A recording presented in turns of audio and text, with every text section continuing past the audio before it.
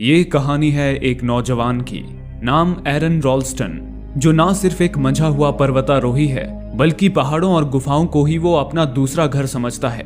पर्वतों की बुलंद चोटियों पर चढ़ना, उनमें से गुजरे बेहद पतले पतले और संकीर्ण रास्तों की खोज करना और उनकी वीडियो बनाना दरअसल उसकी हॉबी और जुनून है।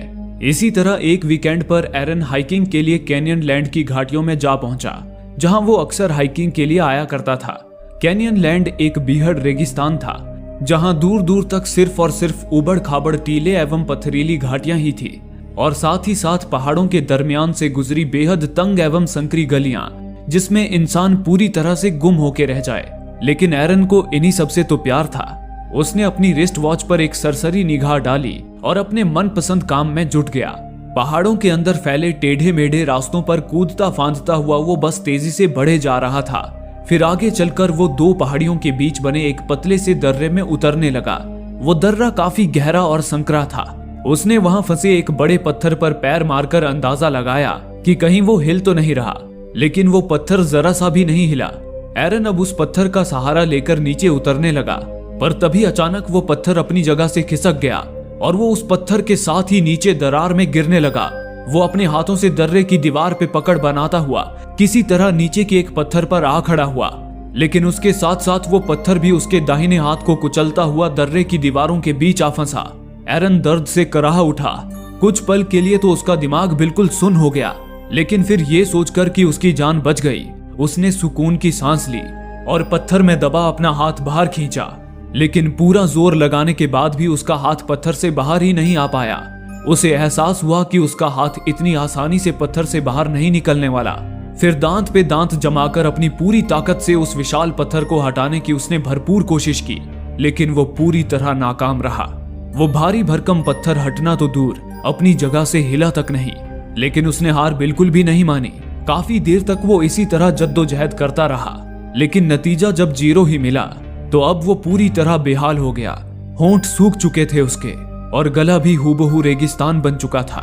अब वो एकाएक रुका और जल्दी से पीठ पर टंगी अपनी बैग उतारी, बायां हाथ डालकर उसमें से पानी की बोतल खींची और फिर गटागट बस उसे पीता चला गया। उसके बाद वो ऊपर देखकर जोर जोर से मदद के लिए आवाज लगाने लगा, लेकिन अब वो पहाड़ी सतह से 65 फीट नीचे एक सुनसान संकरी गली में फंस चुका था, जहां दूर दूर तक उसकी फरियाद सुनने वाला कोई नहीं था। एरन अब समझ चुका था कि वो उस बीहड़ में फंस चुका है, जहां उसकी मदद करने कोई नहीं आने वाला, क्योंकि उसने ना तो अपने पेरेंट्स को और ना ही किसी और को बताया था कि वो कैनियन लैंड आया है। उसके बाद उसने बाएं हाथ से अपने बैग को खोला और उसमें मौजूद सारे सामानों को निकालकर बाहर रख दिया, जिसमें एक छोटी सी पॉकेट नाइफ भी थी। उस छोटे से चाकू से एरन चट्टान को साइड से तोड़ने की अपनी भरपूर कोशिश में लग गया, लेकिन वो एक निहायत ही ठोस और मजबूत चट्टान थी और साथ ही साथ एरन का दायां हाथ चट्टान के अंदर फंसा था और बाएं हाथ से काम करने में उसे काफी दिक्कत हो रही थी। लेकिन फिर भी एरन ने अपनी हिम्मत नहीं हारी। वो लगातार अपने काम में पूरे मेहनत और मशक्कत से जुटा रहा, लेकिन बदकिस्मती से तभी वो चाकू भी उसके हाथ से छूटकर नीचे गिर गया। एरन ने अपने पैर से उस चाकू को उठाने की भरपूर कोशिश की, पर वो सतह से थोड़ा ऊपर फंसा था, इसलिए उसका पैर सतह पर पड़े चाकू तक नहीं पहुंच पा रहा था। लेकिन किसी तरह वो पैरों में एक लकड़ी फंसाकर उस नाइफ को उठाने में आखिरकार कामयाब हो गया और उस भारी भरकम पत्थर को काटने में फिर से जुट गया। इसी तरह रात हो गई। पत्थर को काटते काटते एरन के चाकू की नोक भी घिस गई, पर इतनी मेहनत के बावजूद भी उस कठोर पत्थर को कुछ खरोंचों के सिवा और कुछ नहीं हुआ। अब एरन थकान और प्यास से पूरी तरह चूर हो चुका था। उसने ठीक 12 बजते ही कुछ घूंट पानी पिया और बाकी आगे के लिए बचाकर रखा।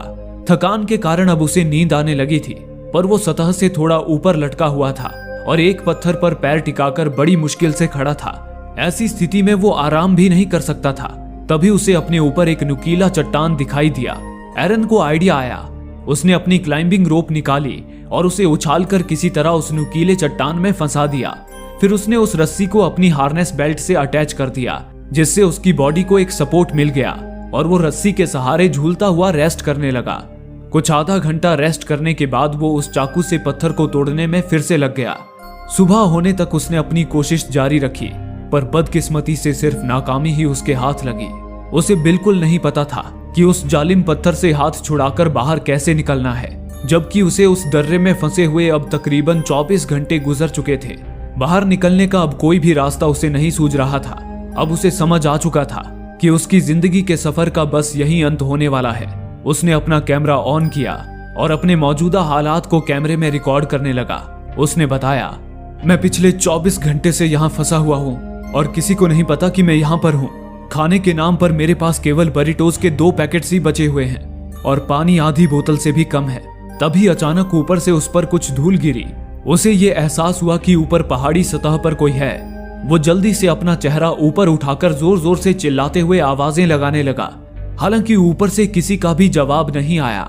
एरन हताश हो गया और अपना कैमरा उठाकर अभी अभी रिकॉर्ड की हुई वीडियो फुटेज देखने लगा। उसने वीडियो में देखा कि उसके ऊपर तो कोई धूल गिरी ही नहीं थी, बल्कि वो उसका भ्रम था। भूख और प्यास के कारण अब उसे भ्रम भी होने लगे थे। उसने खुद को शांत किया और अपने मन में हौसला बांधा कि उसे किसी भी हाल में हिम्मत नहीं हारनी है। कुछ ही घंटे बाद रात हो गई। रात के वक्त उस रेगिस्तान में कड़ाके की ठंड पड़ने लगती थी। पिछली रात तो एरन किसी तरह उस ठंड को झेल गया था, लेकिन अब उसे ठंड से बचने का कोई रास्ता निकालना था। इस पर उसे एक तरकीब सूझी। उसने अपने साथ लाए क्लाइंबिंग रोप्स को अपने गले, हाथ और पैरों पे कपड़े की तरह लपेट लिया और बैग के कवर को अपने सिर पर ओढ़ लिया। उससे एरन को थोड़ी सी गर्माहट मिल गई। उस हल्के से गर्माहट के एहसास ने उस मुश्किल वक्त में भी एरन के चेहरे पे मुस्कान ला दी। अब एरन को बड़ी जोरों की भूख लगी थी। उसने बरिटो का एक पैकेट खोला और बड़े ही चाव से उसे खाने लगा और सोचने लगा कि इस वक्त अगर वो घर पे होता तो कहीं पार्टी के मजे ले रहा होता, जहां ठंडी बियर और खाने के नए नए डिशेस होते। लेकिन बदकिस्मती से इस वक्त उसे आधा बरिटो खाकर ही संतुष्ट होना पड़ा। आधा उसने बाद के लिए बचा कर रखा। इसी तरह वो रात भी बीत गई। एरन को उस चट्टान में फंसे 2 दिन गुजर चुके थे और आज तीसरा दिन था। अब एरन ने उस पत्थर को उठाने की एक नई तरकीब सोची थी। उसने एक रस्सी ली और जिस पत्थर में उसका हाथ फंसा हुआ था उसे उस रस्सी से बांध दिया। उसके बाद उसने उस रस्सी के दूसरे सिरे को उस ऊपर लटकी रस्सी के हुक से बाहर निकाला, जिसे उसने पिछली रात ऊपर के एक चट्टान में फंसाया था। फिर एरन उस रस्सी के दूसरे सिरे को अपने हाथों और पैरों का पूरा जोर लगाकर खींचने लगा। दरअसल वो हुक एक पुली की तरह काम कर रहा था, जिसका इस्तेमाल भारी भरकम सामानों को उठाने में किया जाता है। लेकिन तमाम कोशिशों के बावजूद भी वो जिद्दी पत्थर हिला तक नहीं, जिससे एरन बहुत ज्यादा निराश हो गया। उसने कैमरे में रिकॉर्ड करते हुए बताया कि उसके पास अब सिर्फ 150 ml पानी ही बचा है, जिससे वो बड़ी मुश्किल से कल रात तक ही जिंदा रह पाएगा।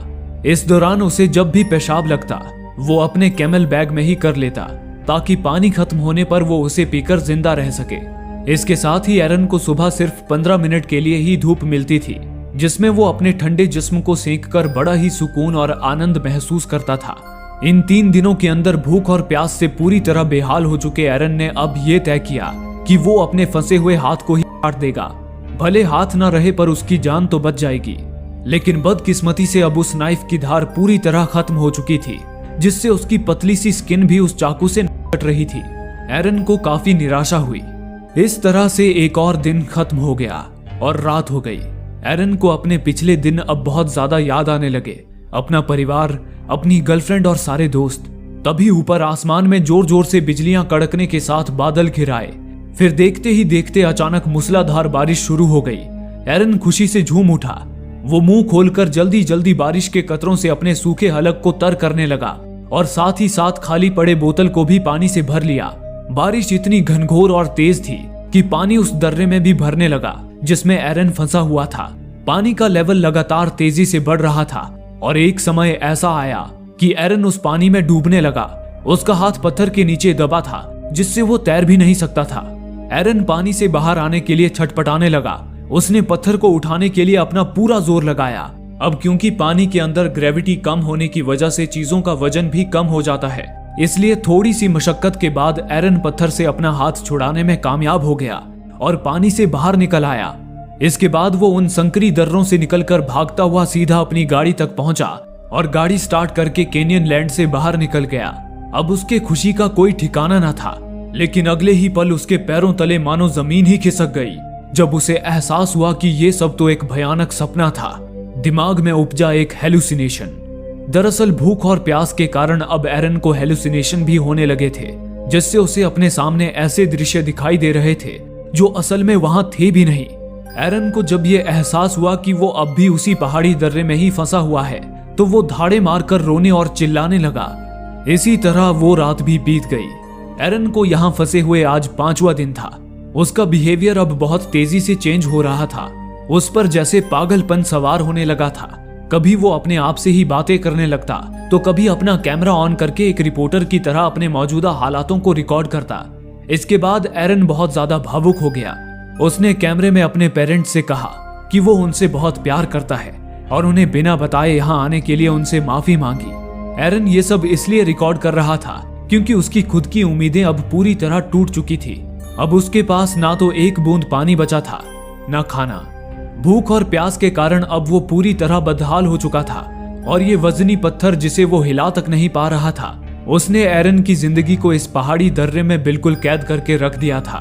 एरन बहुत ज्यादा फ्रस्ट्रेट हो चुका था। अब एरन अपना वो हाथ ही पर पत्थर से आजाद होना चाहता था, पर बदकिस्मती से उसके हाथ की हड्डी ने चाकू को आर पार होने से रोक दिया। उस छोटे से चाकू से हाथ की हड्डी को काट पाना नामुमकिन था। एरन ने चाकू बाहर निकाल लिया। इस तरह एक और दिन निकल गया। प्यास से अब एरन की जान निकली जा रही थी। मजबूरी में उसने अपना कैमल बैग उठाया जिसमें उसने अपनी यूरिन स्टोर कर रखी थी और फिर बिल्कुल बेबसी के आलम में बस उसे पीता चला गया। एरन अब बहुत ज्यादा कमजोर हो चुका था। उसने बेहद मायूसी से कहा, शायद ये पत्थर जब से मैं पैदा हुआ तब से मेरा ही इंतजार कर रहा था और मेरी डेस्टिनी शायद यही थी। फिर उसने वहीं एक चट्टान पर चाकू के नोक से रेस्ट इन पीस लिखकर अपनी जन्म और मृत्यु की तारीख भी लिख दी और नीचे अपना नाम, क्योंकि अब उसे पूरी तरह यकीन हो चुका था कि वो यहाँ से जिंदा वापस नहीं जा सकता। अब वो अपनी जिंदगी को ख्यालों में रिवाइंड करके देखने लगा, जैसा कि मरने वाले लोग अक्सर करते हैं कि क्या खोया, क्या पाया और क्या मुझे नहीं करना चाहिए था। फिर टूटे दिल के साथ बिल्कुल बदहवास अवस्था में वो वहीं पर सो गया। अगली सुबह यानी 6वें दिन अपनी आखिरी सांसों पे अटके पड़े एरन को जब हल्का सा होश आया तो उसे कुछ विजन दिखाई पड़े। विजन में उसे एक छोटा सा बच्चा दिखाई पड़ा जो कि उसका फ्यूचर सन था और वो अपने उस बच्चे के साथ बड़े ही प्यार से खेल रहा था। उस विजन को देखने के साथ ही उसके अंदर एक आत्मशक्ति आ गई और वो पूरे जोश से भर गया। उसने ठान लिया कि वो किसी भी हाल में वहां से निकल के रहेगा। उसने पत्थर का सहारा लेकर अपने फंसे हुए हाथ की हड्डी तोड़ डाली और उस असहनीय दर्द को झेलता हुआ हाथ के उस टूटे हुए हिस्से को चाकू से कर जिस्म से अलग कर दिया। इस तरह से अपने हाथ का बलिदान देने के बाद एरन 6ठे दिन उस जालिम पत्थर से आजाद हो गया। फिर उसने अपने कटे हुए हाथ को अपने बैग से लपेट लिया। उस दर्रे से बाहर निकलने से पहले उसने पत्थर में दबे अपने उस कटे हुए हाथ की फोटो भी ली। फिर वो संघर्ष करता हुआ बड़ी मुश्किल से उस पहाड़ी दर्रे से बाहर निकला। बाहर बेहतरीन धूप खिली थी और आज 6वें दिन खुला आसमान देखकर एरन भी बिल्कुल धूप की तरह खुशी से खिल उठा। वो रोप के सहारे जब पहाड़ी चोटी से नीचे मैदान में उतरा तो अचानक देखा कि एक जगह थोड़ा सा मैला कुचैला पानी जमा था। उसने आव देखा न ताव, बस तुरंत ही उस पानी में मुंह के बल छलांग लगा दी। प्यास से बेहाल एरन उस गंदे पानी को बस पीता ही चला गया। प्यास मिट जाने के बाद वो अपने लड़खड़ाते कदमों से आगे बढ़ गया। पूरी तरह दर्द से पीड़ित होने के बावजूद भी वो उस बीहड़ रेगिस्तान में बस आगे बढ़ता ही जा रहा था कि अचानक तभी उसे थोड़ी दूर एक आदमी नजर आया जो अपनी पत्नी और बच्चे के साथ हाइकिंग के लिए ही वहां पर आया था। एरन ने उन्हें जोर से आवाज लगाया। एक बार को तो उसके हलक से कोई आवाज ही नहीं निकली, लेकिन फिर दोबारा कोशिश करने पर उसकी आवाज उन लोगों के कानों तक पहुंच गई। वे लोग भागते हुए जल्दी से एरन के करीब आए। एरन ने उन्हें अपनी दर्दनाक कहानी बताई और उनसे लेकर ढेर सारा पानी भी पिया। एरन को जल्द से जल्द मेडिकल टीम की जरूरत थी, पर उन्हें बुलाने के लिए किसी के भी फोन पे नेटवर्क नहीं था। इस पर उस आदमी ने फौरन अपनी पत्नी और बच्चे को आगे मोबाइल नेटवर्क की तलाश में भेज दिया ताकि वो एरन के लिए मदद बुला सके। अभी कुछ ही समय गुजरा था कि एकाएक हवा में परवाज करता हुआ एक हेलीकॉप्टर नजर आया। वो हेलीकॉप्टर केनियन लैंड की सिक्योरिटी टीम का था, जिन्हें उस आदमी की पत्नी ने ही फोन करके वहां बुलाया था। सिक्योरिटी वाले ने एरन को जल्दी से अपने हेलीकॉप्टर में बिठाया और तुरंत हॉस्पिटल की ओर रवाना हो गया। इस तरह अपनी मौत को मात देकर एरन उस बीहड़ रेगिस्तान से जिंदा बच निकला। कुछ दिनों के बाद एरन बिल्कुल ही ठीक हो गया। हालांकि उसने अपना एक हाथ हमेशा के लिए खो दिया था, लेकिन अपनी जान बच जाने से वो खुश था। कुछ सालों बाद उसने शादी भी कर ली और आज उसका एक बेटा भी है। एरन ने इन 6 दिनों में अपनी मौत को बेहद करीब से देखा था, लेकिन फिर भी उसने अपना पैशन नहीं छोड़ा। वो अब भी क्लाइंबिंग करता है, लेकिन अब वो जहां भी जाता है तो अपने पेरेंट्स या दोस्तों के लिए नोट्स जरूर लिखता है कि वो कहां जा रहा है। इस कहानी से हमें ये सबक और सीख मिलती है कि हालात चाहे जैसे भी हों, हमें अपना हिम्मत और हौसला कभी नहीं हारना चाहिए। दोस्तों, आप में से काफी लोगों का कहना है कि हमारे वीडियोस आप तक नहीं पहुंच पा रहे हैं। उसके लिए आप सब्सक्राइब बटन को दबाने के बाद नोटिफिकेशन के बेल आइकन पर क्लिक करें और ऑल का ऑप्शन सिलेक्ट कर लें, ताकि हमारी सारी वीडियोस की नोटिफिकेशन आप तक पहुंच सके। धन्यवाद।